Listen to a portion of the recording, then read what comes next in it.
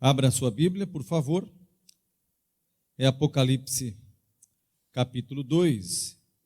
E hoje já é o versículo 18. Nós já falamos sobre a igreja em Éfeso, em Esmirna, em Pérgamo. E hoje vamos, dependendo da possibilidade, falar sobre as igrejas em Tiatira, em Sardes, em Filadélfia e em Laodiceia. Então, deixe sua Bíblia aberta e vamos lendo as referências, os versículos, e vamos acompanhando. Você sabe que há um padrão aqui no texto, que ele sempre se apresenta à igreja com a qual está falando.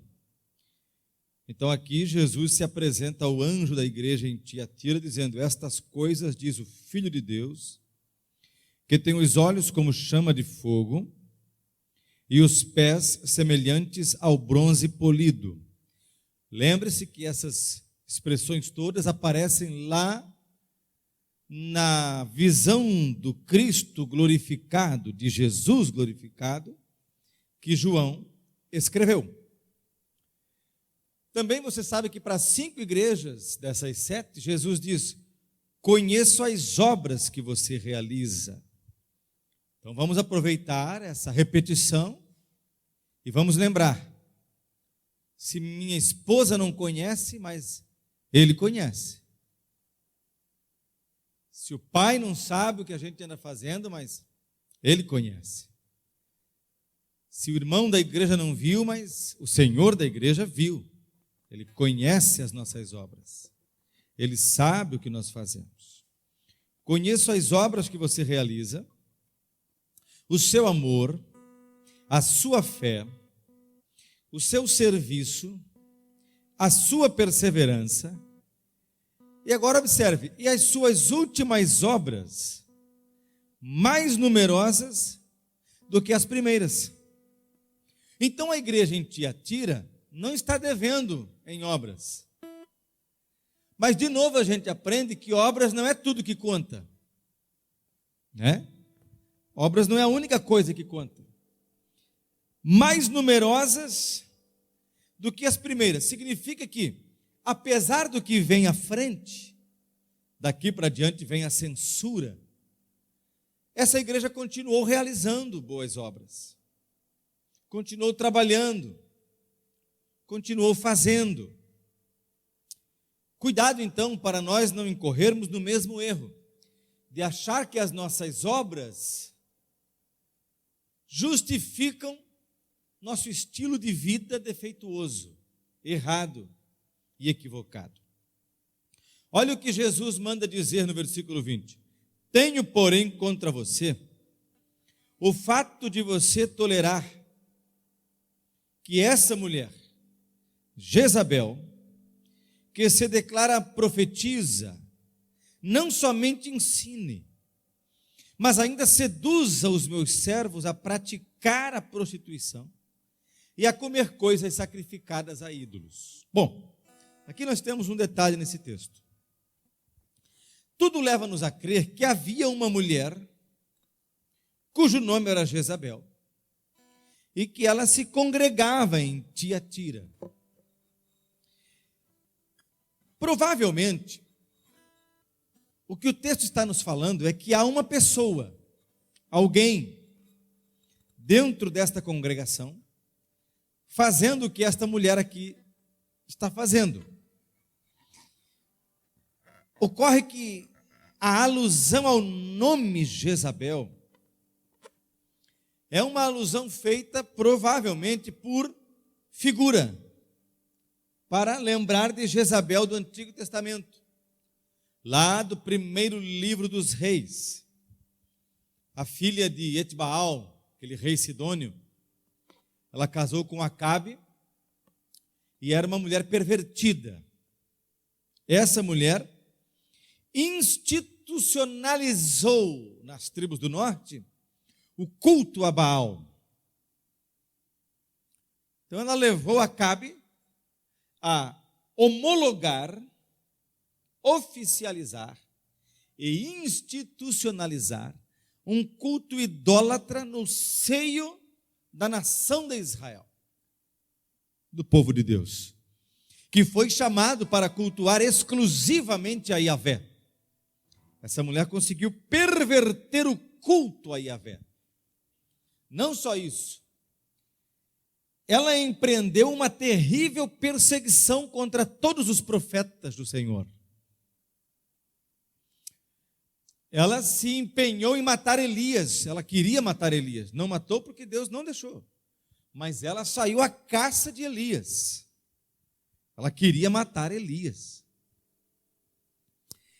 Ela articulou o plano para matar Nabote, porque Acabe desejava as vinhas prósperas, bonitas, produtivas de Nabote. Como Nabote se recusou a negociar a sua herança, Acabe chegou em casa bravo, triste, mal-humorado. Jezabel perguntou o que ele tinha, ele contou, ela disse: não, nós vamos dar um jeito nisso. E articulou o plano para matar Nabote. Então era uma mulher terrível. Era uma mulher terrível. Ela entra para a história bíblica com essa marca, com uma mulher que perverte o culto de Israel. E aqui a gente tem que ter um cuidado, porque o texto em nenhum momento diz que Jezabel era uma prostituta. E por muito tempo se falou que Jezabel era prostituta. O que o texto diz é que ela casou-se com Acabe e usou da sua figura de primeira-dama, vamos dizer assim, para perverter o culto em Israel. E sempre que se perverte o culto em Israel, também se adere às liturgias daquela época, que tinham a ver com prostitutas cultuais. É o caso aqui no Novo Testamento. Os templos dessas religiões eram marcados por cultos conduzidos por profetisas que eram, na verdade, prostitutas litúrgicas. E junto com os sacrifícios queimados aos ídolos, tinha também a prostituição com essas mulheres. Portanto, Jezabel é aquela pessoa que traz para a linguagem bíblica a figura da prostituição religiosa e espiritual, ou espiritual, porque eu estou adulterando com outros deuses quando eu não adoro exclusivamente ao Deus de Israel. É isso que está acontecendo em Israel. É uma prostituição espiritual, religiosa, litúrgica, cultica, mas que também tem a ver com os atos de prostituição com essas profetisas, essas musas da prostituição religiosa. É nesse sentido que a gente tem que ler o texto. Ou seja, parece que há alguém lá. O pastor Claudionor Corrêa de Andrade conjectura, imagina,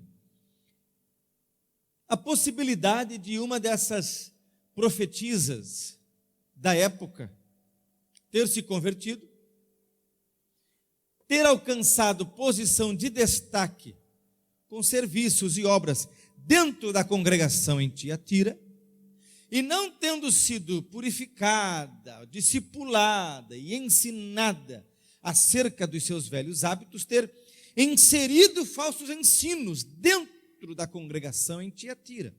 Veja o texto. Tenho, porém, contra você o fato de você tolerar que essa mulher, Jezabel, será que ela se chamava mesmo Jezabel? Ou o texto faz uma referência a essa que eu acabei de descrever? Aí diz assim, que se declara profetiza. O que ela faz? Não somente ensine, quer dizer, ela tinha voz ativa na congregação, é o que parece no texto, mas ainda seduza os meus servos a praticar prostituição e a comer coisas sacrificadas aos ídolos. Então tem uma mulher lá dentro, fazendo isso aqui, ensinando um falso ensino, seduzindo os homens a praticarem prostituição e comer coisas sacrificadas aos ídolos. Agora veja só, não há um problema exatamente no comer carne sacrificada aos ídolos. Paulo vai tratar disso na sua carta aos Coríntios. E Paulo vai dizer que é para comer de tudo que se põe à mesa sem nada perguntar. Mesmo que você saiba, isso Paulo escrevendo para os cristãos em Corinto, que a carne foi anteriormente sacrificada a ídolos, ela é servida à mesa, você come, não pergunta nada. Qual é a ressalva que Paulo faz? É quando um irmão mais fraco na fé, na sua consciência frágil, quando ele fica de olho na gente, e ele fica olhando, quero ver se o Alexandre vai comer aquela carne. E aí Paulo diz assim, ó, você que é mais forte, você sabe que não faz mal comer aquela carne. A comida é feita para o ventre para a comida. Só que o irmão que está à mesa é frágil, é fraco na sua consciência. Então você deixa de comer, não porque o comer em si represente alguma coisa, mas para não escandalizar o irmão. Paulo tratou disso lá.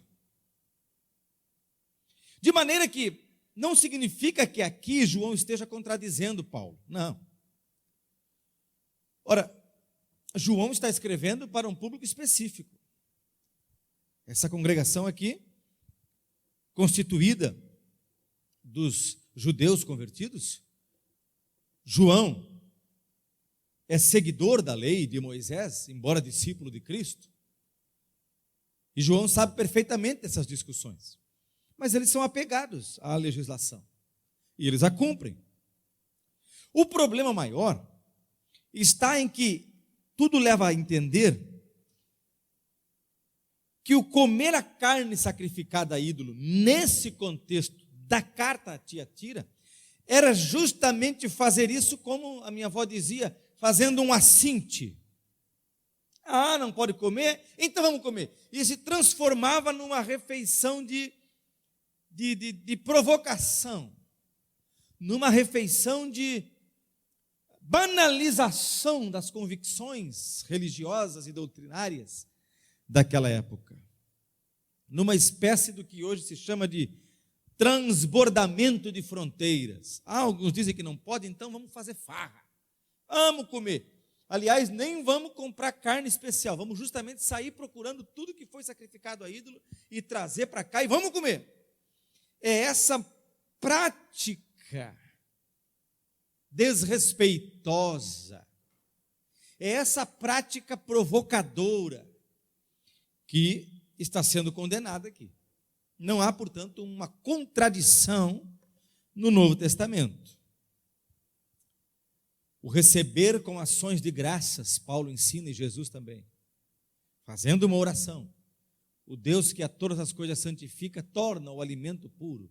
E o indivíduo em reverência, e em temor, e em gratidão diante de Deus poderia comer. Agora em assinte, em provocação, né? Tem um caso parecido agora, né? Que me vem à mente para ilustrar. Eu vou usá-lo, você vai entender. Nós temos o caso dessa deputada Flor de Lis, que tudo indica ela é mandante do crime, pelo menos é como está encaminhado ali. Ela era pastora de um ministério dela mesma, ela e o marido. Pois bem, ela está com uma tornozeleira eletrônica, depois de vários dias que procuraram para colocar nela. Aí ela fez um culto na igreja dela, e ela foi para a frente da câmera, levantou um pouco o vestido para mostrar a tornozeleira. E isso gerou aí uns 3 ou 4 dias de notícia na imprensa. Sabe, esse tipo de coisa. Estão querendo me... Sabe como é que é? Aquela coisa de, olha aqui, ó. Vocês queriam estar aqui, ó. Sabe, essa provocação? É algo mais ou menos assim. É algo mais ou menos dessa natureza. De maneira que aqui nós aprendemos sobre a natureza da reverência. a natureza do cuidado, da vigilância, da prudência, tá? É disso que se trata. Dei-lhe tempo para que se arrependesse, porém ela não quer se arrepender da sua imoralidade, se por figura ou se de modo mais expresso. O que me interessa aqui mesmo, o que deve interessar a nós, é a lição que surge do texto. Você vai encontrar isso várias vezes na Bíblia, tá? Por exemplo, a medida da taxa da iniquidade, lá no Antigo Testamento. Ou seja, aos nossos pecados, preste atenção nisso, Deus vai nos dando tempo de arrependimento. Uma pregação, um culto, uma exortação, um conselho, enfim, Deus usa dos seus meios e vai ensinando o povo. Corrija o que está errado, arruma o que está desarrumado. Chega num dado momento, e isso a gente tem visto em todas as cartas, ele fala, quando não, virei contra ti. Chega num dado momento que Deus executa a sua disciplina, queira eu ou não. A verdade do texto é essa: dei-lhe tempo para o arrependimento, mas ela é teimosa, ela é tinhosa, ela não quer se arrepender da sua imoralidade.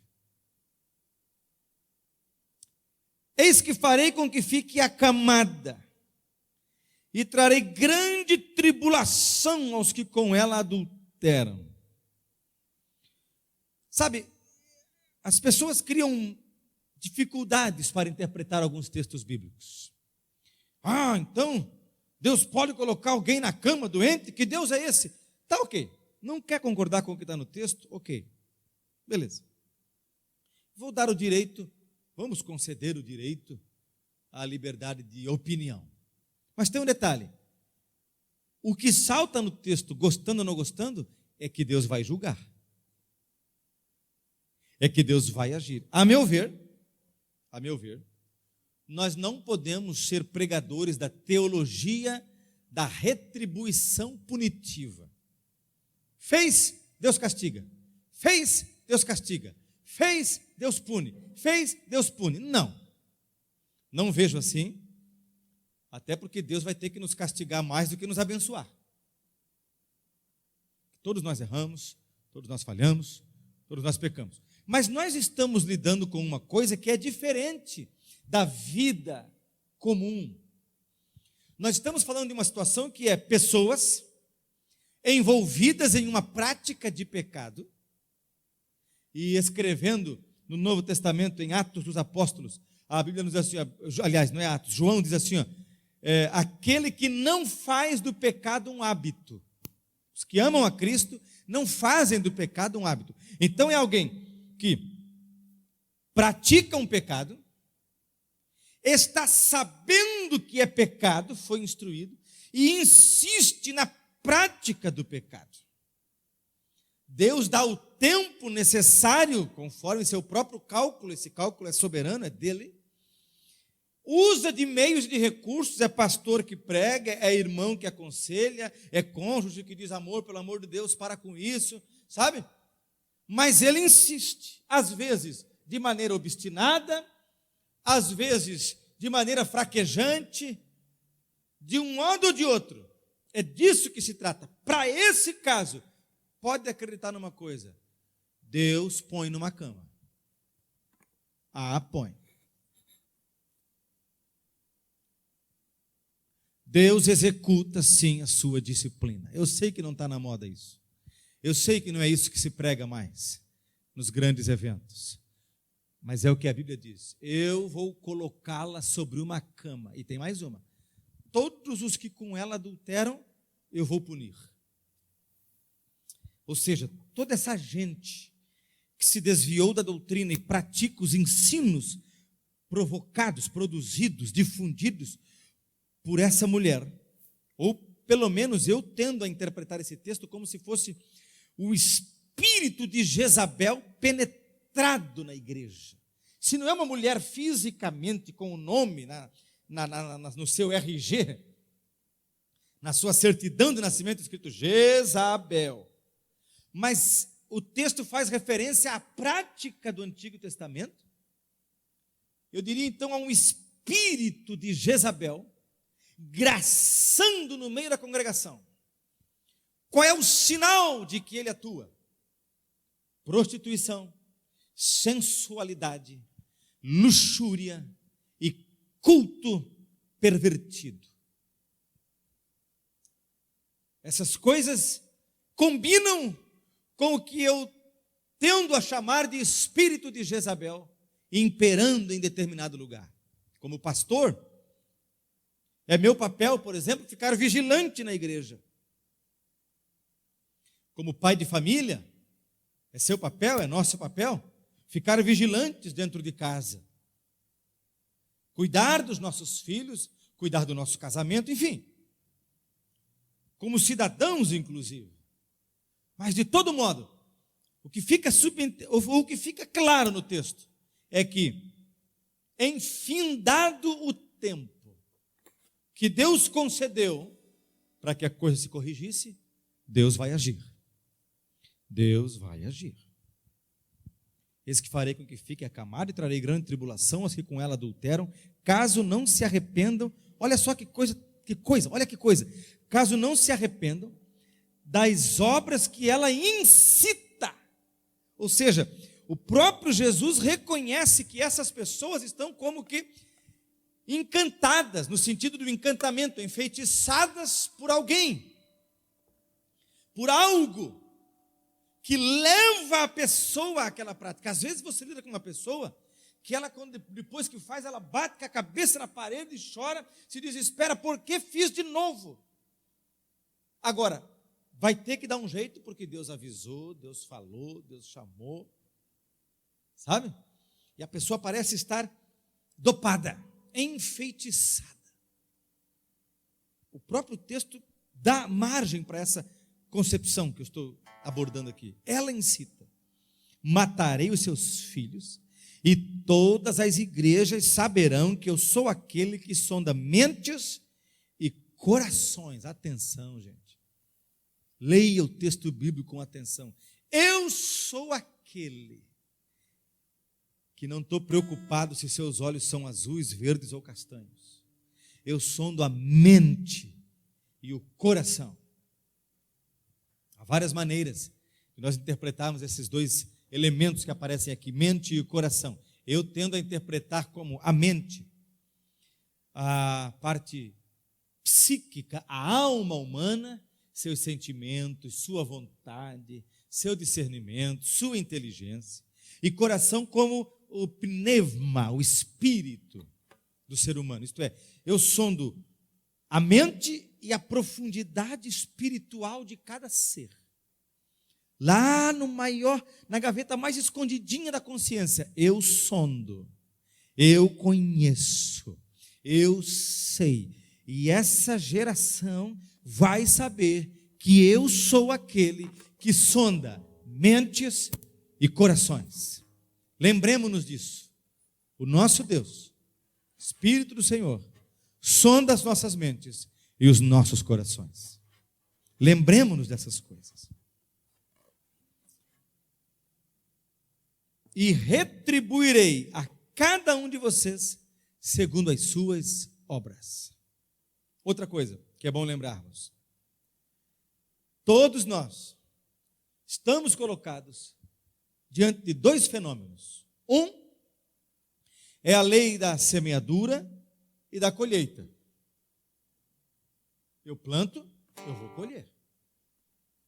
Então eu planto uma vida piedosa, temente, quebrantada, que busca a presença de Deus, eu vou colher os frutos disso. Eu planto uma vida negligente, displicente, que brinca com as coisas de Deus, eu vou colher. É plantio e colheita. O cara bebe a vida inteira. Final da vida, porque Deus permitiu que me saísse uma cirrose hepática? Você plantou, você colheu. Mas o segundo fenômeno é a disciplina divina, Aqui se trata de uma disciplina. Isto é, você praticou obras contrariamente à minha orientação para que você parasse de praticar, pois agora eu vou retribuir a tua rebeldia, a tua insistência. São duas coisas. Agora, olha que outra verdade profunda que há no texto. E a gente, especialmente no nosso tempo, a gente pode negligenciar essa verdade. Olha aqui, versículo 24. Digo, porém, aos demais de Tiatira. Quem são os demais? A todos aqueles que não seguem essa doutrina e que não conheceram, como eles dizem, as coisas mais profundas de Satanás. Não porei outra carga sobre vocês. Tão somente conservem o que vocês têm, até que eu venha. Deus faz distinção entre um e outro. Significa que não é porque todo mundo está fazendo que eu devo fazer. Porque afinal de contas, não é porque o pastor não vê nada que Deus não está vendo, não é porque fulano não vê nada que Deus não está vendo. Deus conhece os seus filhos. Quando, na parábola do trigo e do joio, o texto diz que o homem foi dormir depois de ter plantado. E enquanto dormiam, está no texto, veio o inimigo e semeou também o joio. Quando cresceu, os servos disseram: tem joio junto com o trigo, nós vamos arrancar. E ele disse: não, porque vocês correm o risco de, junto com o joio, arrancarem também o trigo. Naquele dia, Jesus olha para a sua igreja e ele faz distinção. Ele conhece quem pratica as obras dos nicolaítas, as obras de Balaão, as obras de Jezabel, tudo isso que temos estudado aqui. Ele conhece dentro da congregação. Um pastor não vê nada, fica tranquilo, o sumo pastor da igreja vê. Ele percebe. E ele sabe exatamente. Por isso que é necessário sermos cuidadosos com nossas avaliações. Porque nós tendemos a correr, ou a praticar, a cometer o mesmo erro de Samuel. Samuel olhou para uma pessoa que, por seu aspecto físico, visível, era o cara para assumir o trono. Quando ele olhou, ele disse: certamente eu estou diante do escolhido do Senhor. Olha a convicção de Samuel. Sabe quando tu olha e diz: não, o pastor Esdra, olha o blazer do cara. Esse é crente. Esse sim. Até gel ele usa. Né? E aí Deus diz assim: Samuel, a frase de Deus deveria calar nossa boca muitas vezes. Tu o vês como vê o homem. E ali Deus ensina uma regra para todos nós. Eu e você enxergamos do mesmo modo. Temos a mesma capacidade de avaliar as coisas. Deus diz: eu, porém, olho para o coração.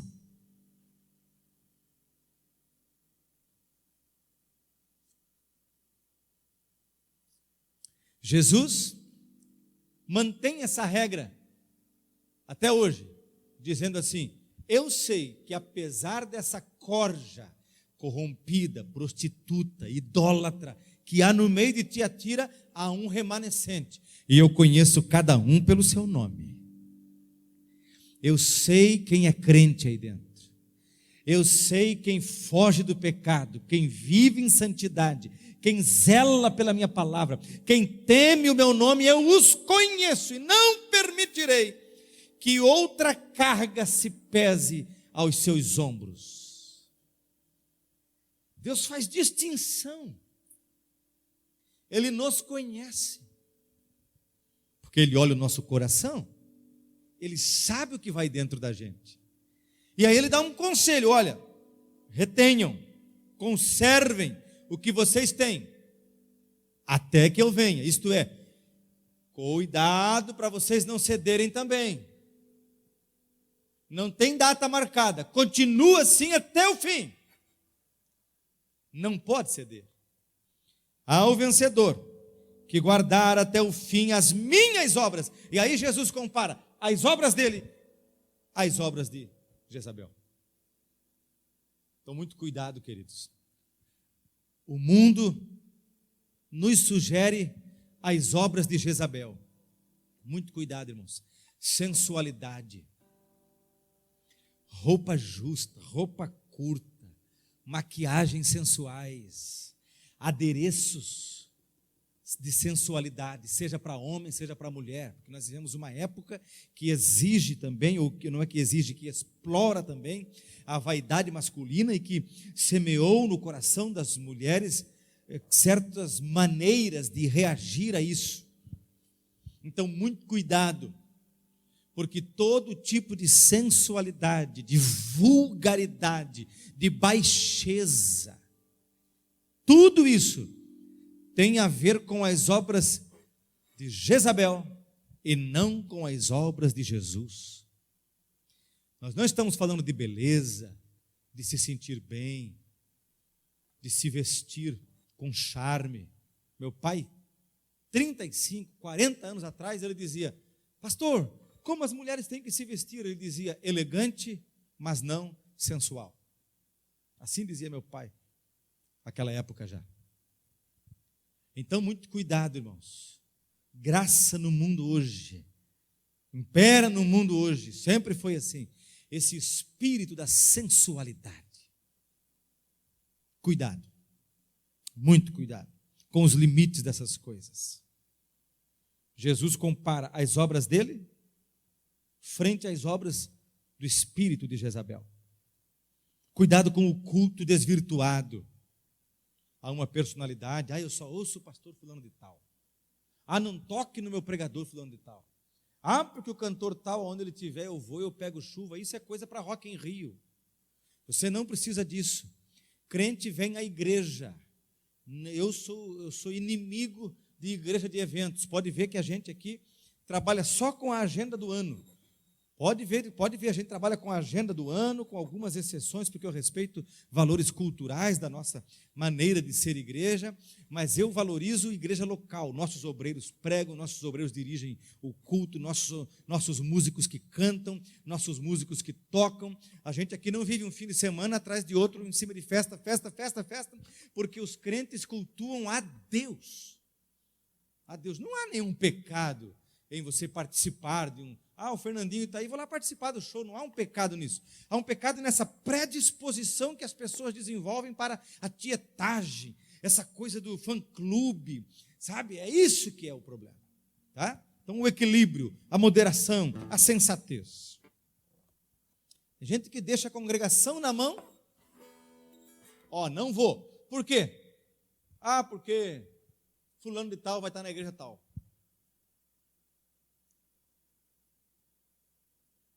De certo, lá no céu vai ter cabine de show para cada um. Você escolhe o show onde vai.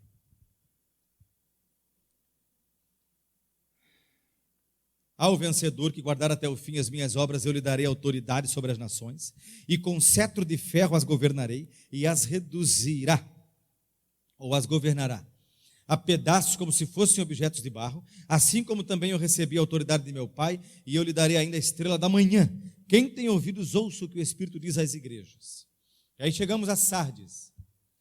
Ao anjo da igreja em Sardes, estas coisas diz aquele que tem os 7 Espíritos de Deus e as 7 estrelas. Lembre, saudação, sempre remetendo a expressões usadas na visão do Jesus glorificado. Conheço as obras que você realiza. E agora veja só, que você tem fama de estar vivo. Quantas igrejas assim? Quantas pessoas assim? Quantos crentes assim? Tem fama de estar vivo, mas está morto. Acho interessante a maneira como o pastor Claudionor Corrêa de Andrade aborda esse versículo. Ele fala o seguinte: há muitas igrejas que transformaram a sua pregação e a sua teologia num tratado de teologia social.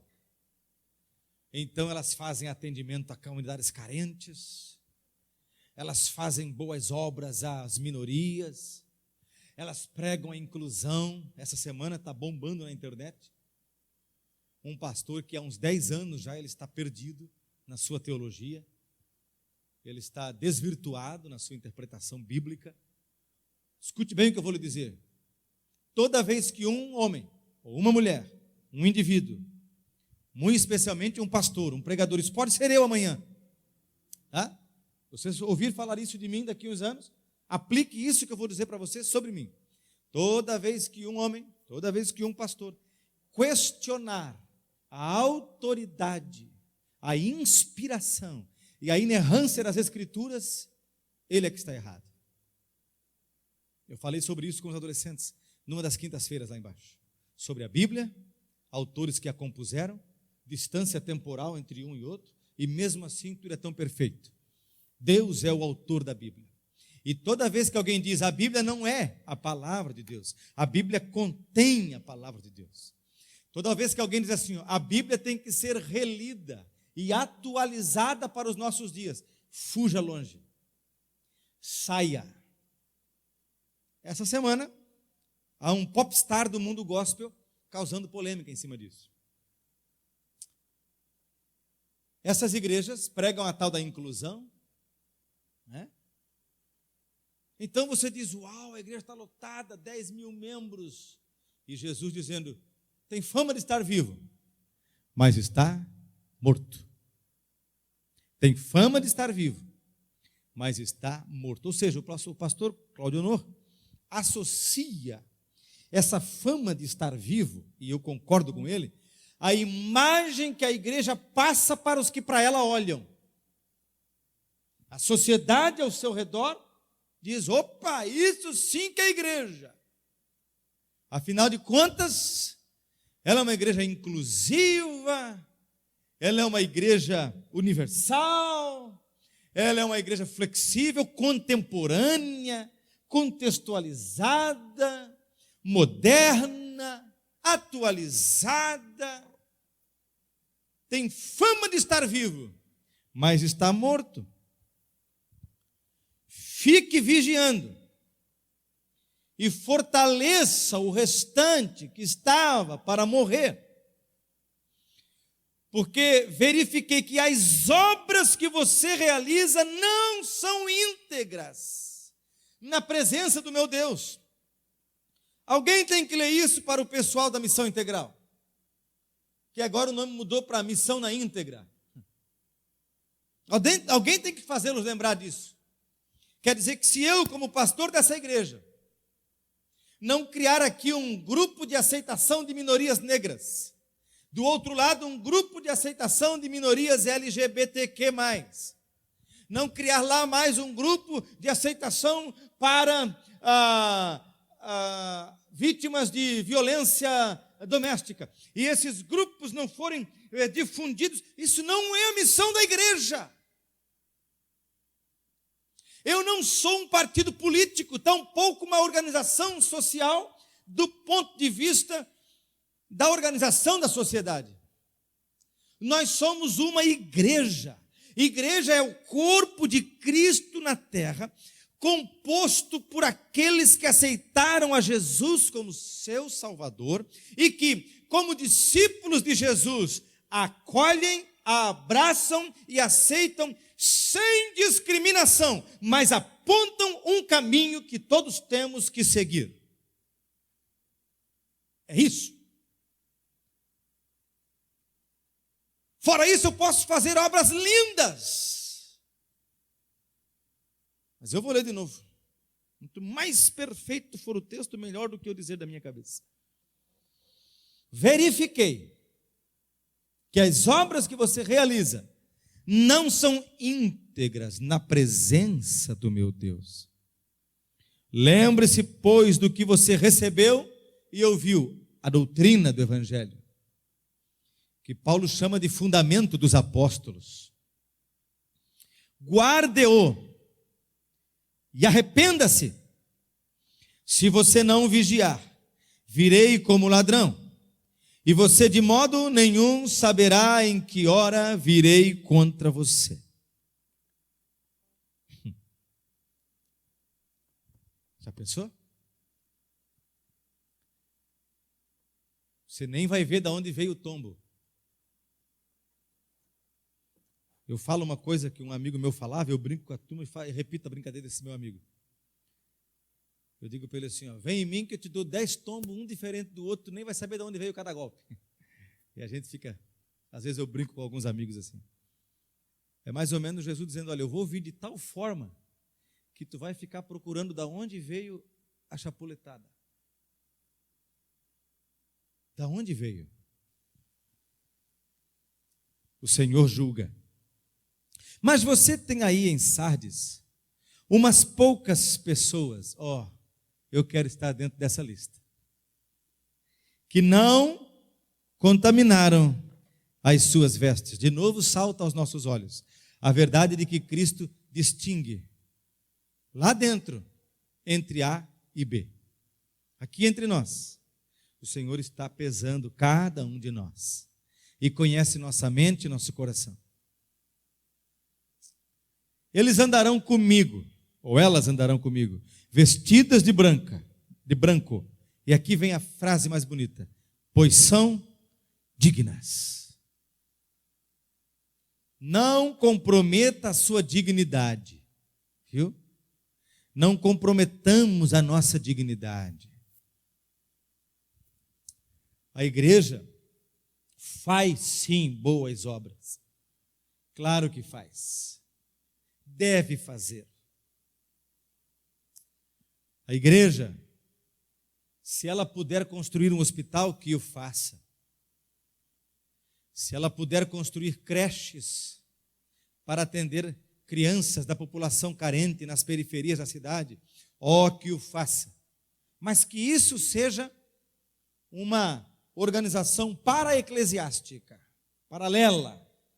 O cerne da missão da igreja é anunciar o evangelho como porta-voz dessa mensagem, como bandeirante do evangelho. Esse é o papel da igreja, refletir a glória de Deus no mundo, especialmente através do anúncio das boas novas, que pode e deve ir acompanhado, mas nunca precedido, acompanhado de boas obras.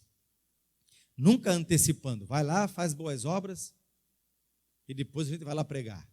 Inverteu tudo, tá? O vencedor será assim vestido de branco e de modo nenhum apagarei o seu nome do livro da vida. Pelo contrário, confessarei o seu nome diante de meu Pai e diante dos seus anjos. Quem tem ouvidos, ouça o que o Espírito diz às igrejas. Lembra daquela tradução que eu sempre faço menção do Eugene Peterson? Está pronto para ouvir? Então ouça o que o Espírito diz às igrejas. Se você me perguntar, pastor, como resumir a carta à igreja em Sardes? Conserve a sua dignidade, apesar de tanta indignidade. Conserve a sua dignidade de discípulo do Senhor Jesus.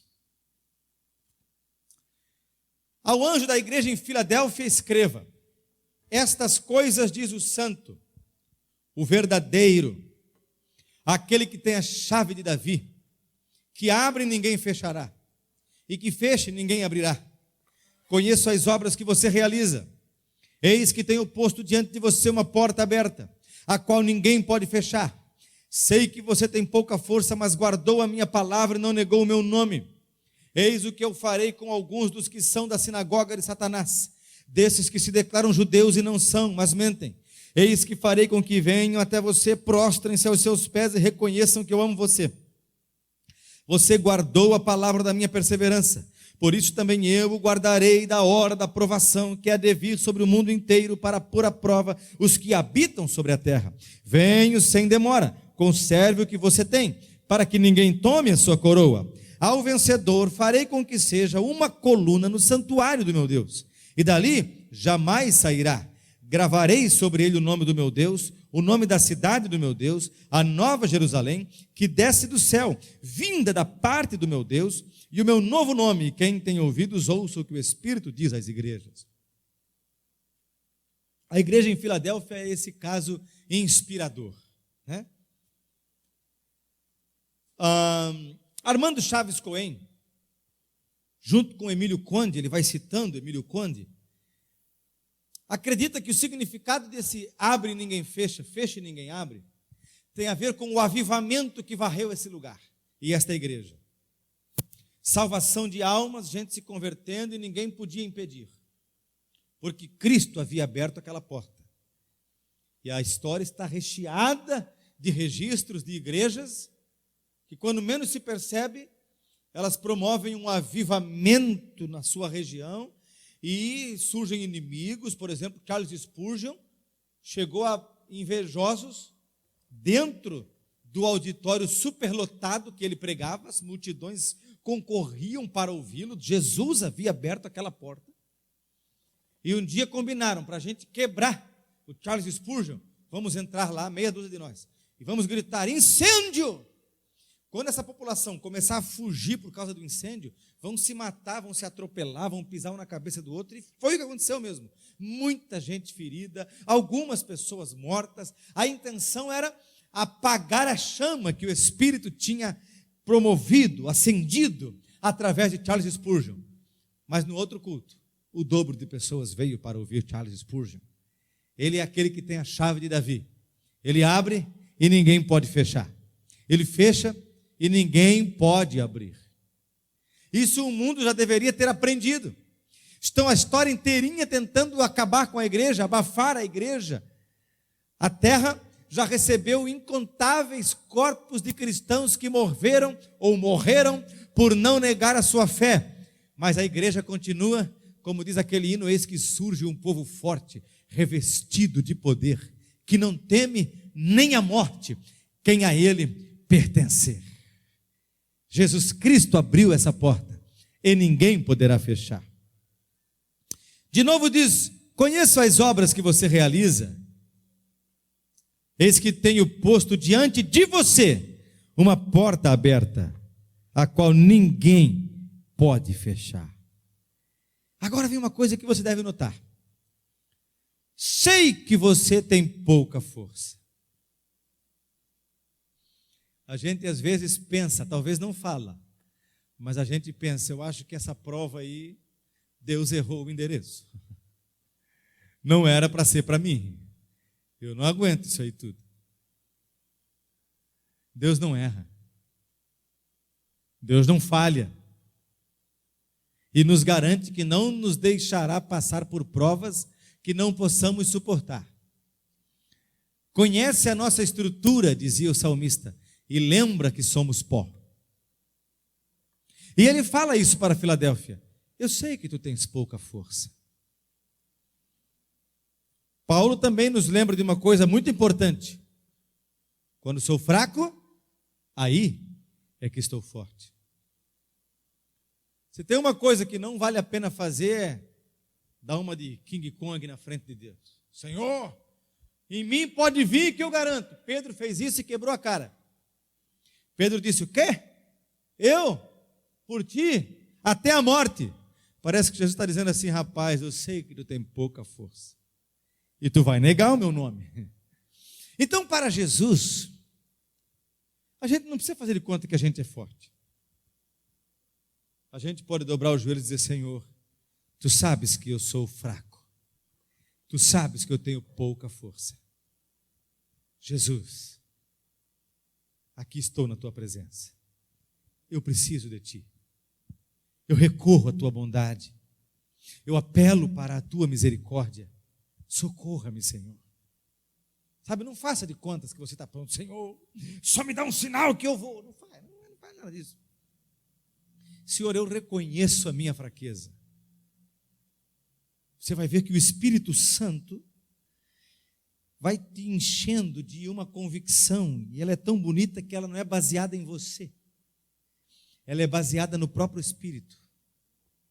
Ela é baseada no próprio Espírito. Sabe, o Gideão, por exemplo, o Gideão era o que a gente chamaria hoje de frouxo. Era o que a gente chamaria hoje de covarde. Era o que a gente chamaria hoje de corrido. Porque ele faz aquele monte de provas, já falei isso para vocês. Se tu molhar lá e secar aqui, se tu molhar aqui e secar lá, e não sei mais o quê. E no final, na noite anterior à batalha, ele lá dentro está pensando, cara, vou levar um pau. Com 300? Eu vou tomar uma surra, que eu não vou nem ver a luz do sol mais. E aí a Bíblia diz que Deus aparece para Gideão e fala assim, Gideão, já que ainda tens medo, está no texto, desce até o arraial dos midianitas, ali eu vou falar contigo.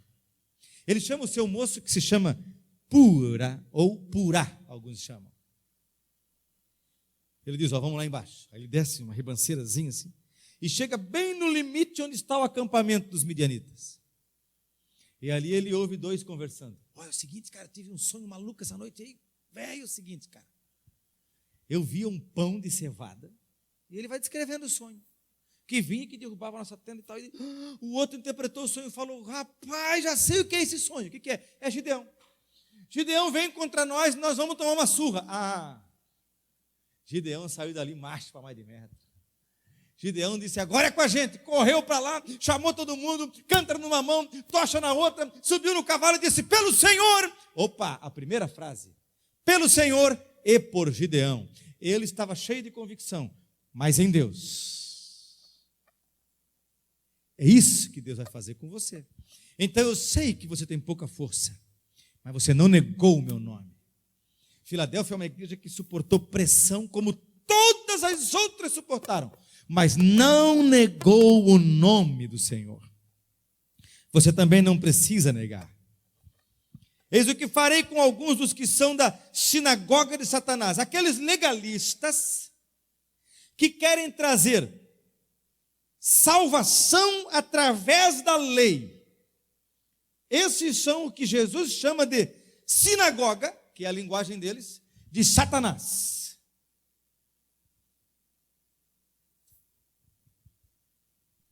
E Jesus diz, eu vou humilhá-los. A questão aqui não é tanto engrandecer Filadélfia, eles vão se prostrar aos seus pés e reconhecer que eu amo você, não. Aqui é a humilhação deles, reconhecendo que Deus abençoava a igreja. Não é assim, quem te viu passar na prova e não te ajudou, vai se ferrar, vai ficar lá na plateia e você no palco, não é isso? Não é nada disso. Eles vão se prostrar aos seus pés, como quem diz, agora reconheço, Deus está com esta igreja. É a humilhação dos inimigos e não a exaltação de ninguém que não seja Deus. Olha o versículo 10. Você guardou a palavra da minha perseverança. Por isso, olha só, também eu o guardarei. Veja, você peca, não se arrepende. Eu venho e o pau pega para o teu lado. Está falado, quer concordar, não quer concordar, quer atualizar a Bíblia, ou não quer, faz o que você quiser. Agora, tem outra coisa, tem um outro lado. Se você guarda a minha palavra, eu também guardo você. E tem mais, isso aqui é uma promessa que também nos pertence enquanto teologia, ou enquanto é uma expressão equivocada, é como portadores e anunciadores da teologia pentecostal clássica. Você não vai passar pela hora da provação que há de vir sobre todo mundo. Isto é, para a grande tribulação nós não estaremos aqui. Antes de mim estava o pastor Hamilton falando dos sinais e dos últimos dias. Pois é, a grande tribulação, aquele período das 7 semanas de anos, vistas por Daniel, após o período da graça, passaram-se 69 semanas. No brado de Jesus está consumado, começou o período da graça. Estamos aguardando o fim do período da graça para o início da 70ª semana. 7 anos de grande tribulação divididos entre 3 anos e meio de falsa paz, 3 anos e meio de grande tribulação. Assim que Jesus Cristo raptar a sua igreja, porque eu vou guardar você da grande provação que há de vir para provar toda a terra. Então, quando Cristo tirar a igreja da terra, ali começa a 70ª semana de Daniel.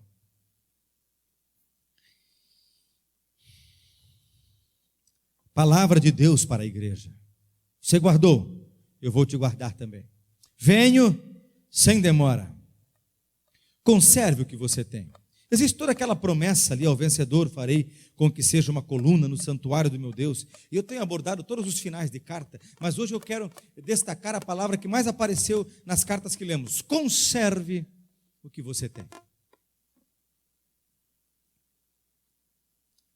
Considere que a fé que você abraçou, o perdão que você recebeu e a justificação da qual você foi alvo é um tesouro. Já viu aquele filme, aquela história, que você pega algo e tem que atravessar o mundo inteiro com aquilo, não pode perder? Por exemplo, o livro de Eli, que o cara tem que enfrentar o mundo inteiro, mas não deixar ninguém pegar aquele livro. Ou então o Senhor dos Anéis, que aquele rapaz não pode perder aquele anelzinho para ninguém, sabe? Em caráter de ilustração é isso: você recebeu um tesouro, esse tesouro se chama Evangelho, as boas novas de que Jesus, sob tua confissão, te perdoa dos teus pecados, te dá uma nova história, escreve o teu nome no livro da vida e te garante uma eternidade com Ele. Guarda esse tesouro, não troca ele por todas as coisas que temos aprendido aqui, por pornografia, prostituição, idolatria, sensualidade, pecado, impiedade, iniquidade, injustiça, concessões flexíveis a um estilo mundano de viver. Conserva, guarda o que você tem,